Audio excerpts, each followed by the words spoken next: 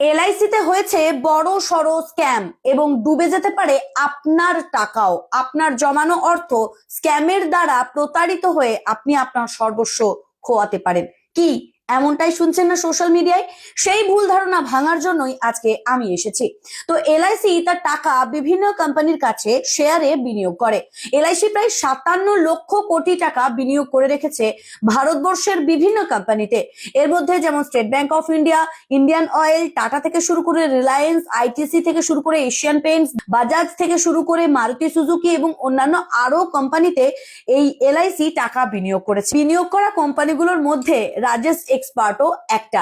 এবং এই রাজেশ এক্সপার্ট যেহেতু লস রান করেছে, তাই মানুষ ভেবেছে এলআইসিতে দেওয়া তাদের অর্থ এবার নয় ছয় হতে চলেছে, কিন্তু আসলে খবরটা ভুয়ো। এবং এটার পরিপ্রেক্ষিতে আমি কিছু প্রমাণ আপনাদের সকলের সামনে তুলে ধরবো।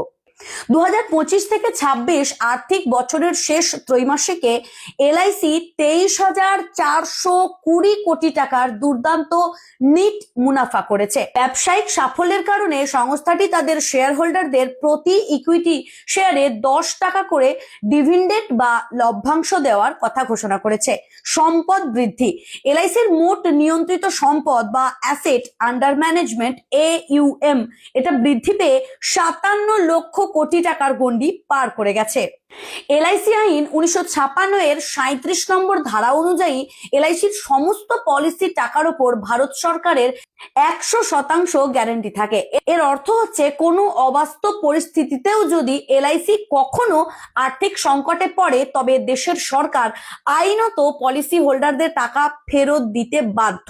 অর্থাৎ আপনার আমাদের মতো নিম্ন মধ্যবিত্ত গরিব মানুষের টাকা কোনোভাবেই অন্তত এলআইসি থেকে মারা যাওয়ার কোনো সম্ভাবনা নেই। যদি এলআইসি নিজেও লস রান করে, তবে এলআইসি আপনার সমস্ত টাকা ফেরত দেবে। সম্প্রতি এলআইসি তার শেয়ার হোল্ডারদের জন্য 1:1 অনুপাতে ফ্রি বোনাস শেয়ার ইস্যু করেছে। নিয়ম অনুযায়ী বোনাস শেয়ার দিলে শেয়ারের দাম অর্ধেক হয়ে যায়, কিন্তু বিনিয়োগকারীর কাছে থাকা শেয়ারের সংখ্যা দ্বিগুণ হয়ে যায়। সাধারণ মানুষ শেয়ারের দামের এই পরিবর্তন দেখে হঠাৎ মনে করেছেন যে এলআইসি হয়তো লোকসান বা ধস নেমেছে। কিন্তু SEBI বা সেবি এর নিয়ম মেনে চলার জন্য ভারত সরকার এলআইসির সামান্য কিছু অংশীদারি যেমন 2% থেকে 3.5% শেয়ার বাজারে বিক্রি করছে। একে বেসরকারীকরণ বা ডুবে যাওয়া বলে না, এটা সরকারি কোষাগার মজবুত করার জন্যই একটা স্বাভাবিক প্রক্রিয়া। তাই ভয় পাওয়ার কোনো কারণ নেই, আটকে ওঠার কোনো দরকার নেই। আপনার টাকা সুরক্ষিত থাকবে এবং আপনার টাকা সুরক্ষিত রাখতে সরকার বদ্ধপরিকর। তাই এলআইসি নিয়ে যারা গুজব ছড়াচ্ছেন তাদের জন্য আজকের এই ভিডিওটি। না, আমি এলআইসির কোনো পলিসি এজেন্ট নই, আমি এলআইসির কোনো বিশেষ কেউ নই, বা এলআইসির ভিতরকার কোনো অফিসার মেম্বার কেউ নই, কিন্তু আমার মনে হলো যে সঠিক ইনফরমেশনটা দিলে সাধারণ মানুষ একটু স্বস্তির নিঃশ্বাস পাবে। যেভাবে চারিদিকে গুজব ছড়াচ্ছে এবং মানুষ আটকে উঠছেন, চারিদিকে তো ফ্রড, স্ক্যাম আর ভুয়ো ব্যাপারে ভরাভরি। তাই এলআইসি নিয়ে যে সমস্ত ভুয়ো নিউজগুলো ছড়াচ্ছে সেগুলোর বিরুদ্ধে একটি ভিডিও আমার প্রকাশ করতে ইচ্ছে হয়েছিল, সেই কারণে আমি খোঁজ খবর নিয়ে ভিডিওটি প্রকাশ করেছি। আশা করি আপনারা সকলেই বুঝতে পেরেছেন। আর আপনাদের টাকা সব সময়ের জন্য সুরক্ষিত।